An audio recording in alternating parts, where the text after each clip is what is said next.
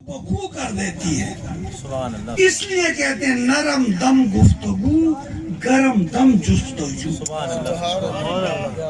جو گفتگو کا پیکر ہوتا ہے یہ جستجو میں بہت نااہل ہوتا ہے.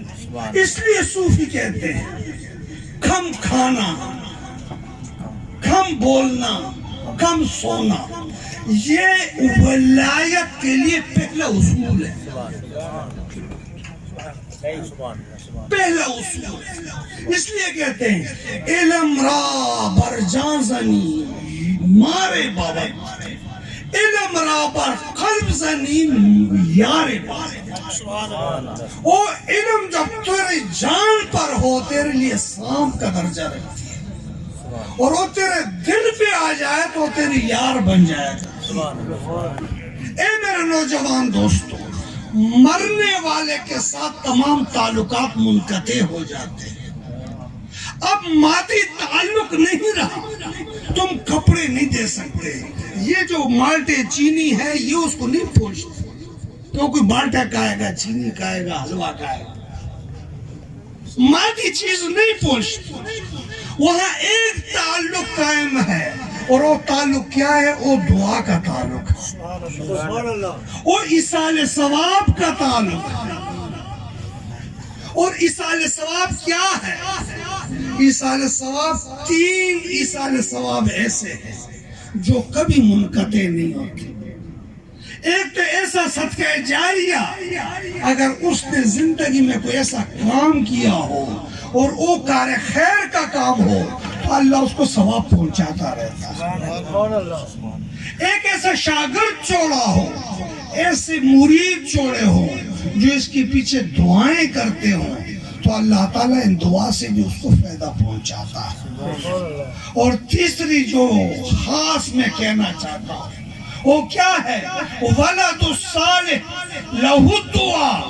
ایسا نیک بیٹا جو والدین کے لیے دعا کرتا ہے اللہ اس کی دعا بھی والدین کے لیے قبول کرتا ہے. لیکن عبادت دو قسم کی ہے. ایک عبادت مطلوبی ہے ایک عبادت محمودی ہے. ہمارے ہاں نقصان یہ ہوا کہ مطلوبی عبادت کی طرح ہم لوگوں کو نہیں لا سکے. محمودی عبادتوں میں ہم نے لوگوں کو مبتلا کر دیا. محمودی اور مطلوبی عبادت بہت مطلوبی عبادت یہ نماز پڑھنا لیکن نماز میں خشوع نماز میں اللہ تعالیٰ کی طرف دھیان نماز میں آنکھوں سے آنسو آنا یہ محمودی ہے. مطلوب فعل ہے. اگر فعل ہی نہیں تو محمود تو آ ہی نہیں سکتی. کپڑا ہوگا تو استری کرو گے نا. استری محمود ہے کپڑا مطلوب ہے. جب مطلوب ہی نہیں تو پھر محمود کہاں سے آئے گا؟ ہمارے ہاں محمودی عبادت پر تو زور کیا جاتا ہے مطلوبی پر نہیں. مثال یہ 40واں جو ہے یہ محمودی عبادت ہے. نماز مطلوبی ہے. اب اگر آج نماز کسی نے نہیں پڑھی 40واں تو گیا. 40واں مستحب عمل ہے اور مستحب میں اگر مستحب داخل ہو جائے مستحب تو رہتا نہیں. مستحب تو پہلی باؤنڈری لینڈ پر ہوتا ہے. اس لیے لوگوں کو صحیح مسئلے بتاؤ نوجوانوں صحیح ڈائریکشن بتاؤ. آپ تو روٹی کھا کے چلے گئے اس کا بیچارے گئے اس نے 2-3-4 لاکھ روپے تو نقصان لیکن نہیں اس بیٹے کو بھی چاہیے جو 40واں کر رہا ہے کہ پڑھے نہ پڑھے کم از کم آج جماعت کے سامنے نماز پڑھ لے تاکہ محمودی عبادت کے ساتھ. اس لیے نوجوانوں کو سمجھاؤ فرض. غوث پاک رحمت اللہ علیہ غنیہ میں فرماتے ہیں کہ جس کا فرض نہیں اس کا واجب قبول نہیں. جس کا واجب نہیں اس کی سنت قبول نہیں اور جس کی سنت نہیں اس کا مستحب قبول نہیں. ہم لوگ اس طرف کیوں نہیں آ رہے؟ ہماری مساجد خالی ہیں. دیگر لوگوں پر ہم تنقید تو کرتے ہیں کہ مسجدیں بری ہیں. ان کا ایمان نہیں ہے مسجد بری ہے. ہمارا ایمان اعلیٰ درجے کا ہے مسجدیں خالی ہیں. آخر ایمان کسی مینڈے کا نام بھی تو ہونا چاہیے نا، وٹس مین ایمان کا کوئی حد و خال بھی تو ہونا چاہیے۔ مجھے بڑی پریشانی ہوتی ہے، ہماری درباریں آباد ہیں، میلے آباد ہیں، مسجد ویران ہیں۔ اس لیے میرے دوستو یاد رکھو، میں ان کی اولاد کو کہتا ہوں کہ دو کام کریں، ایک تو فرائض نماز پڑھیں، آپ دعا نہ بھی کریں گے تیرے والد کو ایصال ثواب ہو جائے گا۔ دوسری بات، اگر آپ کے چھوٹے بہن بھائی ہیں، آپ کی والدہ ہے، ان کی زیادہ خدمت کریں، ان کا زیادہ خیال رکھیں، آپ کا والد آپ سے قبر میں راضی ہو جائے۔ جو زندگی میں وہ جن سے محبت کرتا تھا ان کے ساتھ اچھی رواداری رکھیں، وہ آپ سے راضی ہو جائے۔